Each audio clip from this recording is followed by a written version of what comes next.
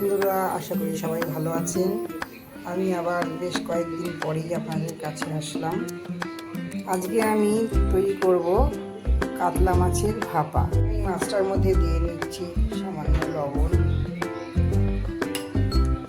তারপর দিয়ে দিচ্ছি হলুদ গুঁড়ো, এরপরে দেবো খানিকটা ধনিয়া গুঁড়ো, লঙ্কার গুঁড়ো,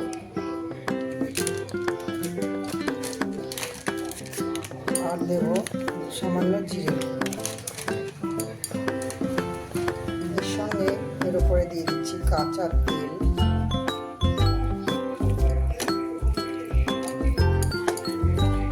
আমি নিয়ে নিয়েছি সামান্য একটু জিরে, একটু আদা, আর কয়েক কোয়া রসুন, পেঁয়াজ। এগুলোকে আমি ভালো করে পেস্ট করে নেব। মেখে রেখে দিয়েছিলাম। এবার এর মধ্যে দিলাম একটু টক দই, আর দিয়ে দেব পেঁয়াজ রসুন বাটা। পেঁয়াজ রসুনের সঙ্গে একটু আদাও দিয়ে দিচ্ছি আমি। এটা দিয়ে এবার আবার ভালো করে মেখে নেব। একটু মেখে রেখে দিয়েছি বেশ কিছুক্ষণ রেস্টে। এবার আমি কড়াইটা গরম হয়ে গেছে, এদিকে দিয়ে দিচ্ছি সর্ষের তেল, গরম হয়ে উঠেছে। এবার আমি পেঁয়াজগুলোকে সামান্য ভাজা ভাজা করে নেব। ভাজা হয়ে গেছে পেঁয়াজগুলোকে, এবার আমি তুলে নিচ্ছি।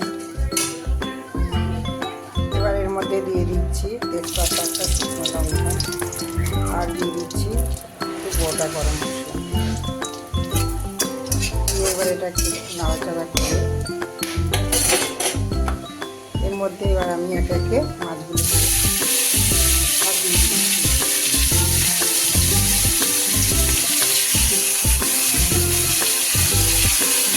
সাজিয়ে দিলাম। এবার আমি মশলাগুলোকে উপরে কাটিয়ে দিয়ে দিচ্ছি। আমি বাটিটা ধুয়ে জল এর মধ্যে দিয়ে দিলাম। এবার মিক্সি বাটিটা দিয়ে একটু জল দিয়ে দিলাম। আঁচটা কমিয়ে ঢাকা দিয়ে দিতে হবে।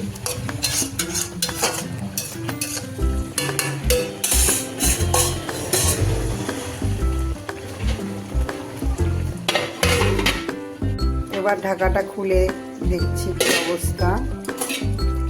মাছটাকে এবার আমি আস্তে আস্তে একটু উল্টে দেব। উল্টাতে হবে যাতে ভেঙে না যায়, কারণ এই ভাপা মাছটা খুব নরম হয়। সামান্য উল্টে দিলাম, দিয়ে এটাকে আবার আমি একটু ঢাকা দিয়ে দেবো। এবার এর মধ্যে একটু দিয়ে দেবো হালকা করে গরম মশলা।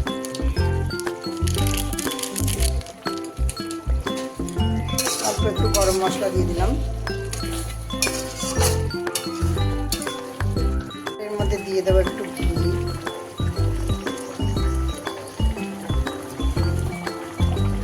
আর দেব বেরেস্তাটা ছড়িয়ে। তবে রেডি হয়ে গেল আমার এই কাতলা মাছের ভাপা রেসিপিটা। তবে আমাদের এই রেসিপিটা অবশ্যই বাড়িতে একবার ট্রাই করে দেখবেন, খুব ভালো টেস্টি হয়। আমার এই রেসিপিটা যদি আপনাদের পছন্দ হয়ে থাকে তবে কমেন্টসে অবশ্যই জানাবেন।